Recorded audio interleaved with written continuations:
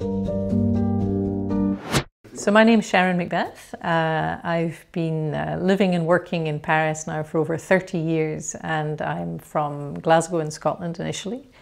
I studied in Glasgow. I did a bachelor's in science at Glasgow University. I even did a year of IT and programming before coming to France in 1990. So I've been living and working here, mostly in HR.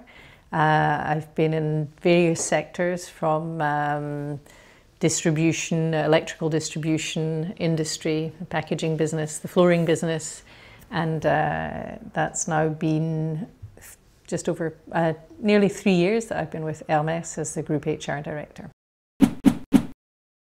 I think from the earliest stages in my career, the most obvious area where I've been able to use digital in various and evolving forms has been in recruitment. So very early in my career, I was recruiting internationally. In fact, that was something that was quite different and differentiating in the market at the time, was the ability to help clients recruit across borders, and that was of course only possible because even in the 90s, of course, internet enabled us to come in contact with candidates, potential candidates all over the world, interview them and select. And of course, as technology has evolved, that process has become much more sophisticated. Of course, today with social networks and so forth, and the algorithms associated, we're able to really do quite sophisticated approaches to target candidates online and then select. I think a word of not warning, but in the field of recruitment, I think we also have to maintain a balance, because ultimately the human appreciation is also important. So we shouldn't let the algorithms take over. I think there's risks associated with that, but I think from my experience, it's most visibly been in recruitment that technology has made a difference. I think I've been lucky enough that I haven't, I'm going to say I haven't consciously been aware of facing obstacles.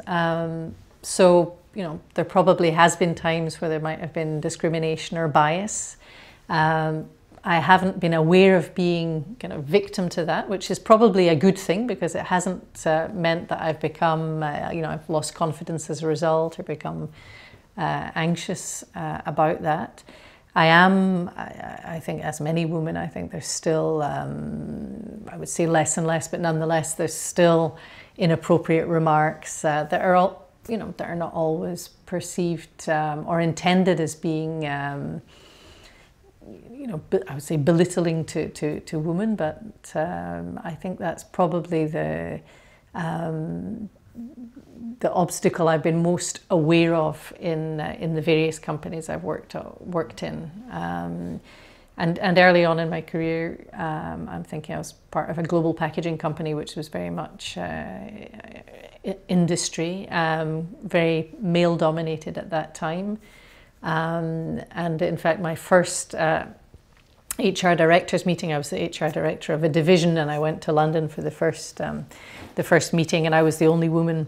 And I do remember one of he was the HR director of printing, you know, I think he thought it was funny. He said, you know, will you get me a cup of tea, love, when I came in? So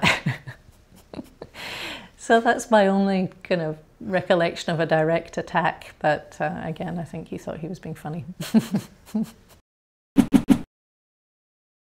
I think what served me well is as I said, even when there's been inappropriate comments or jokes in the workplace, I've not let it be something that's in a way bothered me, or I've avoided taking things personally that might lead to me losing confidence. Because I think one of the important things is for, you know, young women entering the workplace to have a mindset, a frame of mind, a confident stance,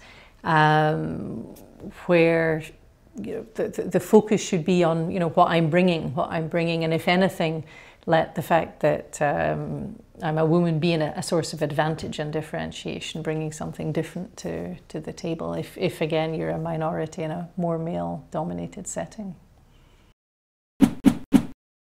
my advice would be confident, believe in yourself, and just make it happen. Don't be, you know, don't be deterred by all the naysayers. I mean, when I first came to France, I didn't realize that you needed a relevé de Orange or EDF. Before you even have an apartment, you have to have a relevé de EDF to be able to get one. So there was kind of all sorts of strange things that I discovered about living in Paris only once I was here. And you don't know what you don't know, and sometimes you're better just to make a leap of faith and learn as you go, and it'll work out.